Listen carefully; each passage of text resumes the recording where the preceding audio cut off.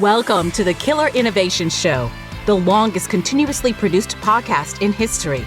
Each week, Phil McKinney brings you the insights and strategies to amplify your creativity and innovation skills. Here's your host, Phil McKinney.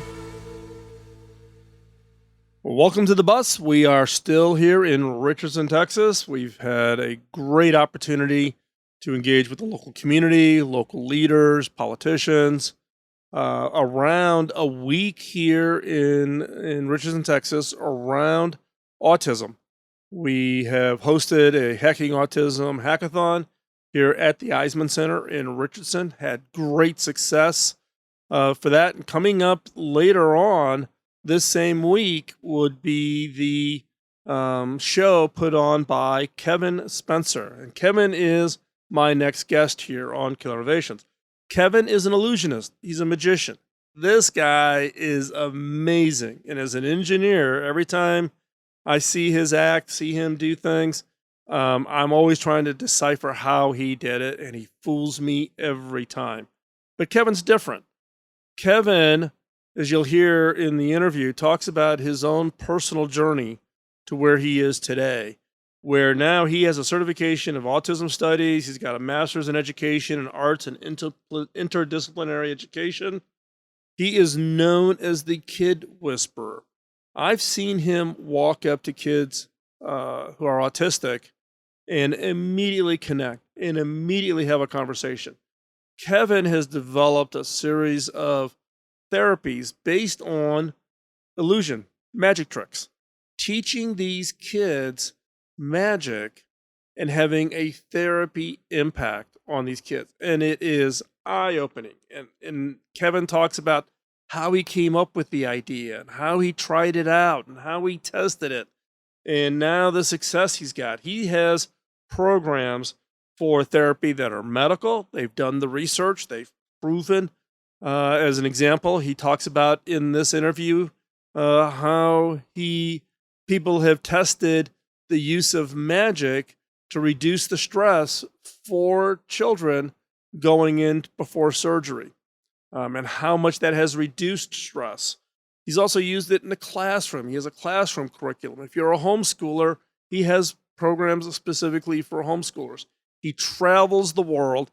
He is in Richardson this week, partnering with the city of Richardson, partnering with Hacking Autism to show and be in the school systems here on the use of illusions and magic and the impact that it can have on not only therapy, but unleashing creativity and innovation in children, specifically the autistic. So with that, we're going to jump into the show. But before we do that, got a favor to ask: like, share, and follow. Like today's episode, share it with somebody you know, and follow us on social media. And with that, let's jump into this week's episode of Killer Innovations.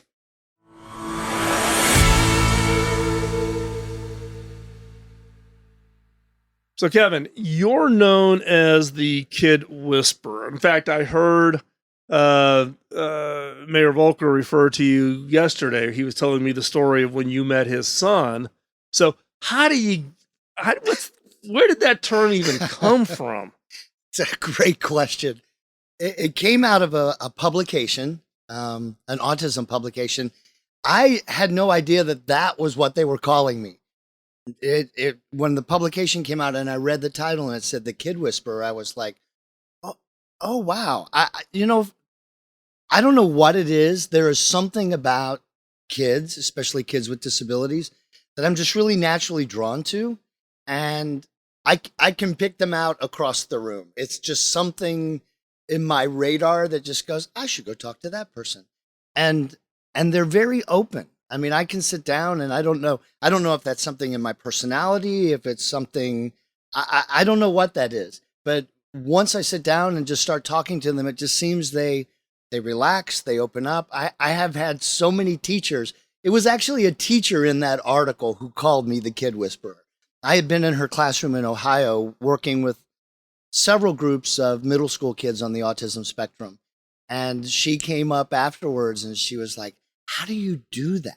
And I'm like, how do I do? She's like, you just come in and they just open themselves to you. How does that happen? I'm like, in my mind, I'm thinking, don't they do that with everybody?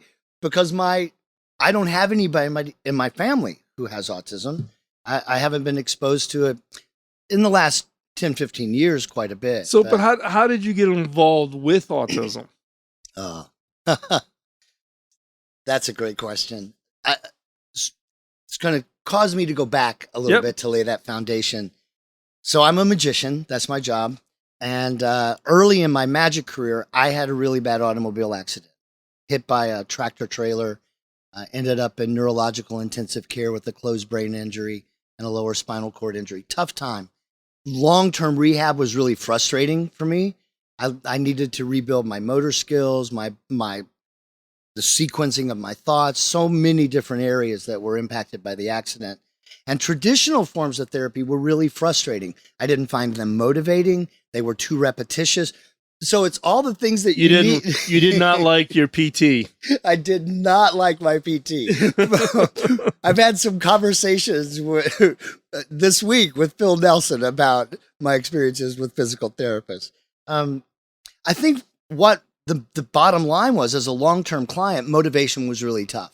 But I needed to stay motivated in order to regain all those skills. So when I was released into my day program and got back home again, the first thing I did was go to my magic books and pick up some of those things I learned when I was 9, 10 years old. Because what's frustrating is if you're in therapy and they're saying, okay, Kevin, here's what I need you to do. Pick this marble up and drop it in this glass. But your fine motor skills are so bad that you can't do that. There's absolutely nothing about that experience that's motivating. What it does is it reinforces in your brain just how broken you are. It tells you what you can't do, not what you can do. Exactly. And so you find yourself focusing on what you can't do rather than finding those things you can do. So I went back and I learned some of those little tricks, went back to my next therapy session. I said, hey, before we do something, let me show you guys something. And I did this magic trick for my therapist. And she's like, whoa, wait, how did you do that? All of a sudden, I didn't feel so broken, right? It's like, oh my gosh, this fooled them. She called over a few other people. You got to watch this. Now, everything about my self-concept starts to rebuild. So from that experience, we developed a program that's just generically called Magic Therapy that works in occupational therapy and speech-language pathology mostly. Lots of PTs have come on board in the last few years, but it uses simple little magic tricks as a form of therapy, and it's based on motivation and curiosity. Mm-hmm. So I had always worked with an adult population. The very first group we tried this out with were a group of 5 stroke patients, and their motivation was high because they wanted to learn the magic tricks to show them to their grandchildren. So they didn't think about them. All the therapists I work with call it stealth therapy. You don't think about it as being therapeutic. You think about it, it's goal-oriented. I'm going to learn this trick because I want to show it to someone. So I worked with older adults, and then I worked with like 20-somethings who were car accidents, traumatic brain injuries, sports injuries. But I never worked with kids. And as a performer, I never worked with kids. My show was a more sophisticated sort of. Isn't that always the rule, right? Never. Who said it? Never work with kids or animals. That's it. And you know what? Kids would terrify me. It was like, oh my gosh, 500 kids in an audience. I honestly couldn't think of anything worse. So I would just as soon sit in the green room. Do I have to go now? So I got hired by a venue in South Florida to do performances in their performing arts center. And part of that experience was one of the donors had a considerable amount of money and wanted to connect magic and medicine, or art and medicine, together. So in talking with the executive director, he connected me with the donor and then with the Martin Memorial Hospital System in South Florida. And I went in and spent 3 days working with their rehab team, just doing some pretty extensive training on the therapeutic use of magic in a clinical setting. And when it was over, they said, can you model this for us? Work with a couple of our clients and show us what this is like. Sure.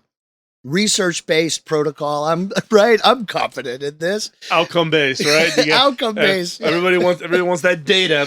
Prove it works. And I walk into this very first room, and I walk in, and it's a kid. It's this 9-year-old boy sitting in the therapy room. And I kind of walked in and I looked at this little kid and I turned around and I walked out and I said, that's a kid. And they said, yes, we're a pediatric rehab hospital. And I'm like, I totally missed that in the title of what this was. But at that point, you do fall back on outcomes, right? All right, this is research based. This is going to work. Shouldn't be held back by age. So I walk in and start pull out my very first trick, and I start to do it for this little 9-year-old boy.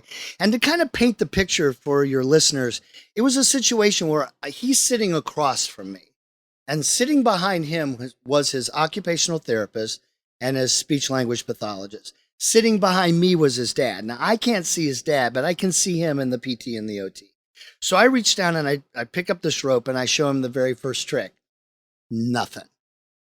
He didn't laugh. He didn't smile. He didn't go, wow. His jaw didn't drop. Nothing. Nothing happened. And I thought...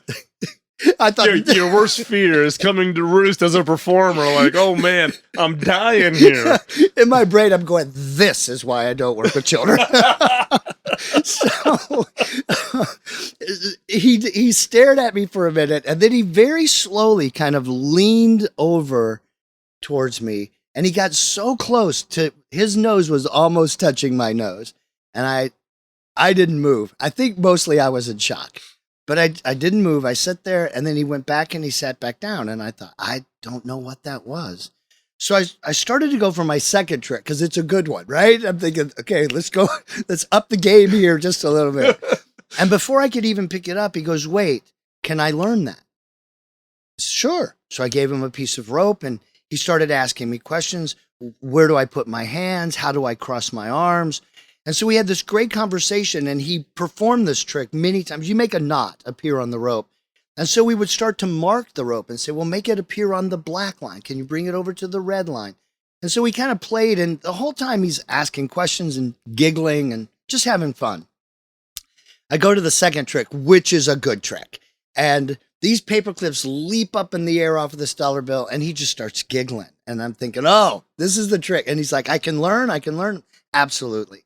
So I gave him his dollar bill and his paper clips. Again, all these questions. How do I pick up the paper clip? How do I fold the dollar bill? So we had this conversation. He performed that trick many times. It's pretty kinetic and very addictive. When it was all over with, we went for about 20 minutes. He stood up and just very awkwardly slapped me a high five and left the room with his occupational therapist. And I was just sitting there, and I'm looking at his speech path, who's also just sitting there, and I'm trying to figure out what just happened. And in that silence, I could hear his dad behind me, and his dad was crying.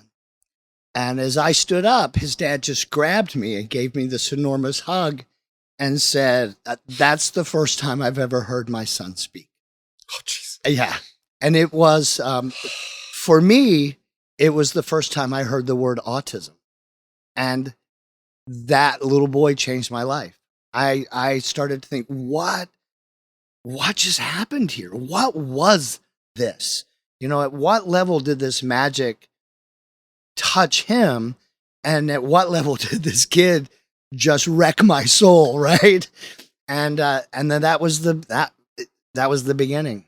And I went back to school. I got my certification in autism studies. I'm trying to do all of this while traveling with the largest theatrical touring illusion show in the country. We're going from venue to venue across the country, around the world, and I'm trying to finish my master's degree. I'm trying to get my certification in autism. My crew just absolutely thought I lost my mind because we get back in the bus and I'm whipping out textbooks and research papers, and they're like, what are you doing? And it was this kid just changed everything. Wow. Yeah, I mean, we've gotten to know each other because of the Hacking Autism work, and we showed a film yesterday called Jordan's Story. Jordan's the son of a husband and wife that we've gotten to become very good friends with in the Valley, and through some technology that we were developing at HP and with Terra, touch technology, Jordan was able to figure out a way using the a little post-it note app where you could record a voice to string single words. He could say single words, but couldn't string a sentence. But he would string them on so he could touch the post-it notes in Oh, order. wow. And we were there one day, and Jordan grabbed his mom over and through using the post-it notes, and he figured it out on his own. It wasn't like he was nonverbal, but for the first time standing there in front of people, Jordan used this post-it note app to say "I love you" for his mom. Yes, and that in Jordan has been the motivation around hacking autism. And it's funny because I actually was asking Tara, I said, are we recording the hackathon we did here in Richardson? And she goes, no, there's no recording. I'm like, oh, well, because when Jordan knows I'm speaking, he likes to watch my videos because he knows I always talk about him. Jordan likes to hear his name, and I get notes from his parents saying, "Yeah, Jordan liked that video. You told his story, you know." But these kids, you find that one kid that just kind of like reaches through and just touches the part of your heart that you didn't even know you had. Exactly. And I think what's so powerful, I mean, I've always wanted to be a magician, right? And so you grow up with this expectation or this knowledge that magic is a great performing art. It's a great way to entertain people. I feel really privileged that I've had these experiences of seeing how magic goes beyond that, how it transcends entertainment and really has the potential to impact the quality of somebody's life. We've had so many amazing experiences this week in Richardson. Just yesterday, I mean, I get chills when I just think about it. At the end of each day, I go back to my hotel and I go, wow, what a good day. And then the next day you have a better day, right? You go, oh my gosh, this was a great day. And by the time we hit yesterday, I'm exhausted, but I'm in my room just thinking back over the last 3 days and what we've seen happen with the transformation that happens in children because of art. Right. You know, I of course, I'm going to be that huge advocate for magic because I love the way that magic kind of taps our curiosity, and it gives a kid the ability, especially a kid who's been told their whole life that you can't, right? It gives them the ability to do something that can't be replicated by a typical developing peer or sibling, and that is incredibly empowering to them. Right. And I love the way they come up with their stories. You know, we were chatting about creativity. There is amazing creativity buried inside of them that they just rarely have the opportunity to let it out. Right, exactly. We talked about this yesterday at the hackathon, which is, you know, I'm big on neurodiversity hiring because if you're trying to be a high impact organization and innovation plays an important role, you need to hire people who look at problems differently. And those on the autism spectrum look at everything differently. You know, Everything. like breakfast is looked at differently, much less any problem you would put in front of them.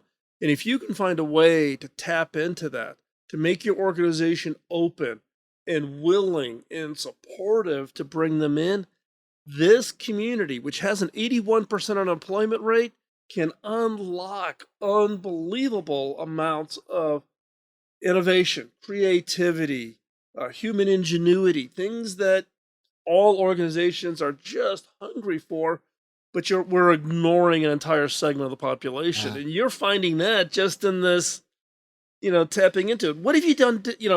You were doing the therapy. Have you done anything? Have you modified that to be specific for autism, or is it just kind of still what you started off as the therapy? Great question. When the program first started, we called it Healing of Magic, Right. which works pretty well everywhere until, you know, you find yourself doing an interview with a newspaper reporter somewhere in California who's taking those words way too literal. Like, oh, so how does the magic heal? And do you touch them a certain way? And it's like, whoa, whoa, whoa. All right, backing up. So we went to magic therapy because it so aligns with the other creative arts therapies. Correct. Like dance therapy, music therapy, art therapy, drama therapy, magic therapy. And so from a medical academic perspective, it's like, oh yeah, that's another therapeutic approach. So what we did for kids, we have the magic therapy program. We kind of morphed it into another program called Hocus Focus.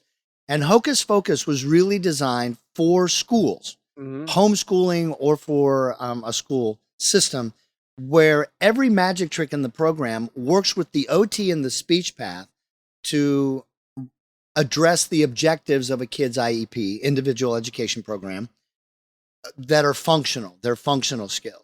But every magic trick is now also connected to a common core standard of learning in math, science, language arts, or history.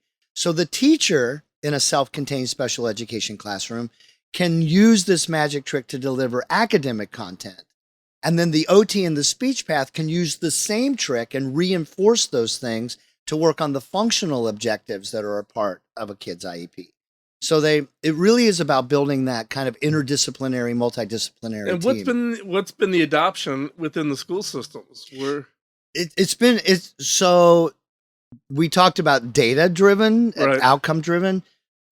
The arts in general, I think, academics are so quantitative and data driven. Artists are pretty qualitative, and when you say, how do you measure the impact of what you do as an artist, and every hair on the back of your neck goes up a little bit, because oh my gosh, art is subjective and it's an individual experience, and how can you measure that? But I also recognize that as a magician, data is pretty important. If I'm going to throw my body through the whirling blades of an industrial fan, I really want to know that's going to work 100% of the time. So data kind of means something to you. So part of what I really wanted to do for teachers is demonstrate to them that you can measure the impact of a performance art-based curriculum. So a couple of years ago, I worked with a colleague and we developed and psychometrically validated an assessment instrument for teachers that allows them to measure the impact of an arts-based approach in cognition, motor skills, communication, social skills, and creativity. Once we launched that ability to measure it, the adoption rate of the Hocus Focus program increased dramatically. We have several school districts, dozens of school districts in the U.S. Our biggest markets are outside of the United States, where surprisingly, they have a different value of the arts in their society. So I have some pretty big programs in Russia, Germany, Poland, several countries in Africa, Scandinavia, big programs in the UK and in Ireland. So it seems like it's been more accepted outside of the United Do you States. think that's okay? We're gonna take a rabbit hole now that you've opened up that door, because I'm a big proponent that we need to bring back the arts into the education system. I was working with the this is over a decade ago, the woman who was equivalent of the Secretary of Education for Singapore. And Singapore was trying to change their economy. They wanted to move to this creative economy. And so I was spending time with them, and they went off and they did this study of educational systems around the world, right? And she gets back to me and she goes, we want to model it after the US. And I'm kind of like, really? Why? She goes, well, not the US education of today, the US education of the 70s. And I'm like, why? She goes, because back then you required art and music in the classroom, right? You don't require it now, and we think that's not a good thing. But when we compare the educational models, they believe that having those arts back in as required, not as optionals, but as required, allowed kids to discover their own creative sides to themselves, whether it was doing some artwork. And I still remember I did a linoleum block carving in the 7th grade. Mrs. Diaz was the art teacher, right? And I don't really classify myself as an artist in that form, right? But she submitted it.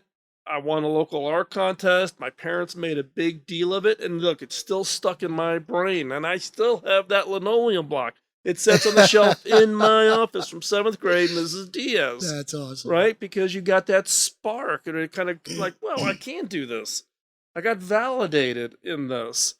And so you're talking about your programs being more broadly embraced outside the U.S. Do you think there's some connection to the fact that now lots of school systems have taken the arts and either made them optional, or in the budget challenges that many school districts face, they cut those programs out? I think there's a direct connection to that. For instance, when I first started working in Russia, every community in Russia has like 5 theaters. They have an opera house, they have a drama theater, they have a youth theater, they have a circus theater. I mean, they have all these different theaters. And while Russia signed on to the UNCRPD about 15 years ago. Up until that point, if you gave birth to a child with a disability in Russia, you could literally leave the baby in the hospital and it would go off to a state-run institution. You did not have to take the child. Once they signed on to the UNCRPD, they started to make some changes in their system. And while their teachers weren't trained to work with kids with disabilities, you know what they did have? Art programs. And so during the day, these kids with disabilities would be placed with teaching artists and art specialists, and they would be in art classes all day, whether it was music or dance or visual art, whatever it happened to be. And they were finding those skills being developed, different kinds of skills being developed in those programs. So when I came over to kind of show them that you can take what you're doing with these kids now, but now you can add this academic content to it, because everything that you're doing is still math and science, and you can integrate history and all these other things into what you're doing with these great art programs. I think you're absolutely right that in the U.S. we don't value the art. I'm a huge fan of a guy named Elliot Eisner. He used to be a professor at Stanford University, headed the art education program, and he wrote a book called Art and the Creation of the Mind. And he talks about all of these things that you learn from the arts that you don't learn any other way. Something that we talked about, this idea that problems have more than one answer, more than one solution, that you can look at things in different ways, that you can quantify things and qualify things in different ways. One of my favorite stories, I'm also a huge fan of Sir Kenneth Robinson. He's got the most downloaded TED Talk, you know. I was in the audience when he delivered the TED Talk about the loss of creativity. Yes, in how children. Schools kill creativity. Yep. And I can't tell you how many times I've listened to that. But that story that he tells about the little girl, 7 years old, in the back of the room, has never been really fully engaged in class, but now it's art time, and she's madly drawing her picture in the back. And the teacher comes up and says, "What are you drawing?" And she says, "God." And she goes, "Well, nobody knows, nobody really knows what God looks like." And she says, "Well, give me a few minutes and they will." I mean, it's that whole idea of like art allows you to think in ways that are completely different. If we were looking at that completely objectively, it would have been, oh, nobody knows. Okay, well, I'll just stop. But when you look at it from that really creative perspective, that anything is possible, and that, well, I'm getting ready to answer that question for you. This is what God looks like right here. I think that kind of thinking we've lost because we don't allow kids to experience art in the way beyond, hey, let's come in and. Well, I've seen it even like with my grandkids, Liam, my oldest daughter's oldest son, during the whole COVID shutdown, right? But they're homeschooled. All of my kids we homeschooled all of our kids. And then Tara's homeschooling her two. And they got locked into this guy who does it over lunch hour, teaching art, teaching drawing. And Liam just became addicted to this thing, right? He was like, he would go nowhere without his notebook and his pencils. He would, you'd find him over in the corner. Everybody else is like watching a movie. Nope. Liam's working on a drawing or whatever. And you just saw just this side. I mean, he's a very creative kid. But you saw this something in this spark that just got lit in this kid. So, question for you with regards to your program, and we're here in Richardson for the Inclusion is Magical this week. We did the hackathon. You've got your show tomorrow afternoon at the Eisman Center. So, long term with these kids that kind of get turned on to this, what have been some of the outcomes of that? I mean, I know Ryan. I was talking with Mayor Volker last night, and he was telling me that you showed Ryan, his son, the rope trick, and Mayor was pretty comical about. Ryan was like, he was determined he was gonna do this trick. But is it something that you see that sticks with the kids, meaning that becomes part of what their kind of way of Thinking. thinking? I think what we learn, what I hear most from parents, Right. is that in the process of learning a magic trick, and so I'm going to tell you why I love magic so much in this process. Magic works in two different ways. It's about learning the moves to execute the trick, but that makes it very different. If you learned a song on the piano, you could sit in your music room and you could play that song on the piano and it would be fine. You could play that for yourself, or you could sing for yourself. You could draw for yourself, or you could dance for yourself. But when you learn a magic trick, you can't do a magic trick for yourself, because then all you're doing is a series of moves. You're executing a series of moves. It's not a magic trick until you show it to somebody. Right. And then they go, oh my gosh, how did you do that? Now all of a sudden you've transformed this series of movements into a performance. And so what we work with so much with kids with disabilities are those two aspects of it. Let's learn the mechanics. And in learning the mechanics, we can improve your cognition, your motor skills, and your communication skills. But now that you've learned the trick and you show it to somebody, now we're working on your social skills and your creativity. What happens if the magic trick doesn't work? And Ryan there is the perfect example, right? What happens when you're doing the trick and it doesn't work? Well, you can't just throw it down and storm off the stage. You have to now start thinking about, how am I going to solve this problem? Do I need to back up a few steps and do something differently? And that's what we start seeing in kids with disabilities. One of the things that's most frustrating for me about the way we teach kids with disabilities is we do it by rote. Memorize this, do this, do this, Act do a this. certain way. Act a certain way. And so when they lose the opportunity to act a certain way, they don't know what to do, right? Because they're totally lost. Totally lost. Because we haven't taught them. Right. In the performance of a magic trick or art in general, you give them that ability to think flexibly and make those changes.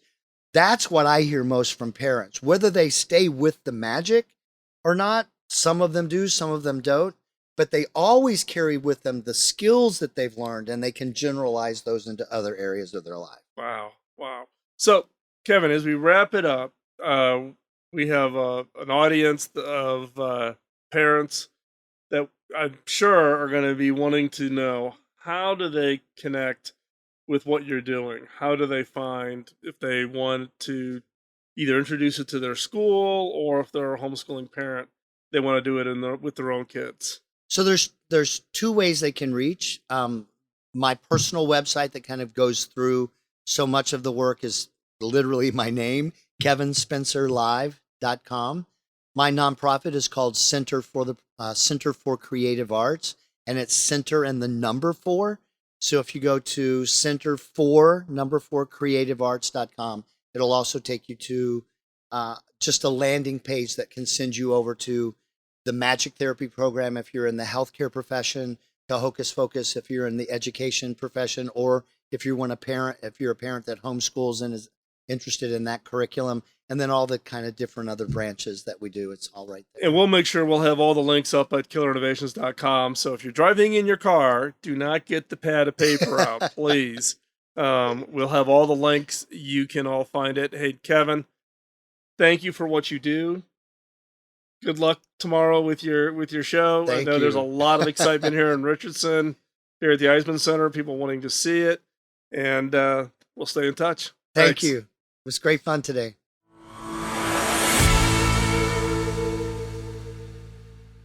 Isn't Kevin's story absolutely amazing? Hearing about the impact that he's had in creating something out of a passion he had, his own experience after his tragic accident in therapy, and bringing that all together. I think it's like one of the best, if not best example I've come up with personal experience leading to a highly creative, innovative approach to therapy and the impact that it has. And I'm particularly given that Kevin, myself, my daughter are all very focused in the autism community. And my daughter and I run the nonprofit hackingautism.org.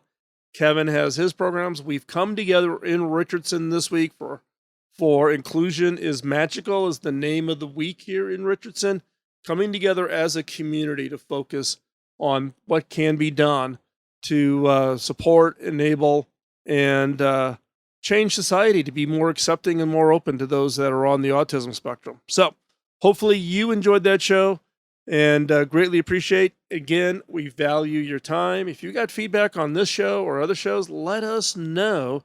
If you know somebody, whether it's your own family, extended family, somebody that has someone in their family that is on the autism spectrum, why not share this show? Send them the link. Encourage them to listen to it. Listen to Kevin's story, but also follow the links we'll have over in the show notes to his materials so that you can take advantage of it. Take it into your school system. It's not just for those that are autistic. It has obviously a huge benefit there, but it's also a way to change the educational model, as Kevin talked about in the interview. So share this show with somebody you think, if it's a teacher, a therapist, somebody working with children. Take advantage of the materials that Kevin has out there. I cannot say enough about Kevin and the work I've seen him do in the classroom and in the programs that we are jointly involved in. So please share that. And with that, we are going to sign off. We do appreciate your time, but we will be back soon with another episode. Bye-bye. Podcasting nonstop since 2005, this has been the Killer Innovation Show on the Innovators Network.